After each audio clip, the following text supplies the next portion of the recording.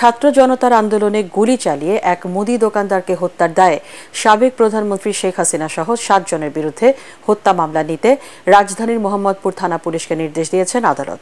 বাদীর জবানবন্দি রেকর্ড করে এ আদেশ দেন ঢাকা মহানগর হাকিম রাজেশ চৌধুরী। শেখ হাসিনা সরকারের পতনের পর তার বিরুদ্ধে এটাই প্রথম মামলা।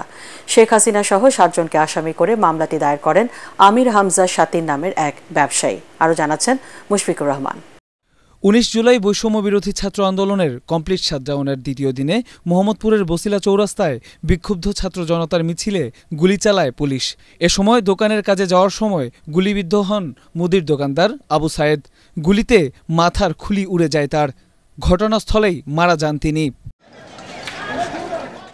পঞ্চগড়ের ছেলে আবু সায়েদ এলাকায় রিকশা চালাতেন। পরে ঢাকায় এসে একটি ছোট্ট মুদির দোকান করতেন। তার পক্ষে মামলা করেন এক ব্যবসায়ী। এতে আসামি করা হয় শেখ হাসিনা সহ ৭ জনকে। এই লাশটা ঢাকায় কোনো রকম পোস্টমর্টেম অথবা কোনো কিছু না করে আনআইডেন্টিফাইডভাবে আপনার পঞ্চগড়ে পাঠিয়ে দেওয়া হয় এবং তাকে শহীদ অথবা অন্য কোনো কিছুতে কাউন্টেড না করেই লোকালি তাকে ওখানে দাফন করা হয়। তো অবশেষে বিবেকের তাড়নায় আর থাকতে না পেরে আজকে এসে খুনি হাসিনার এগেনস্টে হত্যা মামলার জন্য আবেদন করেছি।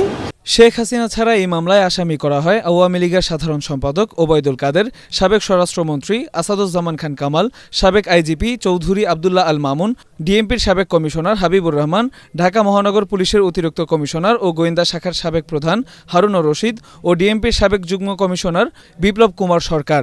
এর পাশাপাশি পুলিশের অজ্ঞাতনামা ঊর্ধ্বতন কর্মকর্তা ও সরকারি কর্মকর্তাদের এই মামলায় আসামি করা হয়েছে।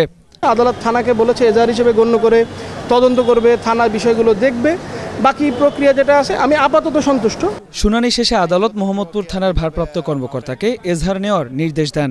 বিজ্ঞ আদালত মামলাটি এফআইআর হিসেবে গ্রহণ করার জন্য সংশ্লিষ্ট মোহাম্মদপুর থানাকে নির্দেশ দিয়েছেন এবং তদন্ত হবে। তদন্তের সাপেক্ষে মামলার আইনের প্রসিডিউর অনুযায়ী সর্বশেষ আমরা যতটুকু সাক্ষ্য প্রমাণ দেওয়ার চেষ্টা করব।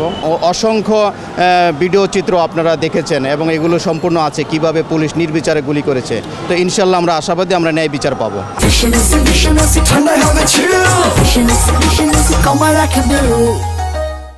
কোনো হুমকিতে ভয় না পেয়ে শেষ পর্যন্ত মামলা লড়ে যাওয়ার কথা জানান বাদী আমির হামজা শাতিন। মুশফিকুর রহমান, এটিএন বাংলা, ঢাকা।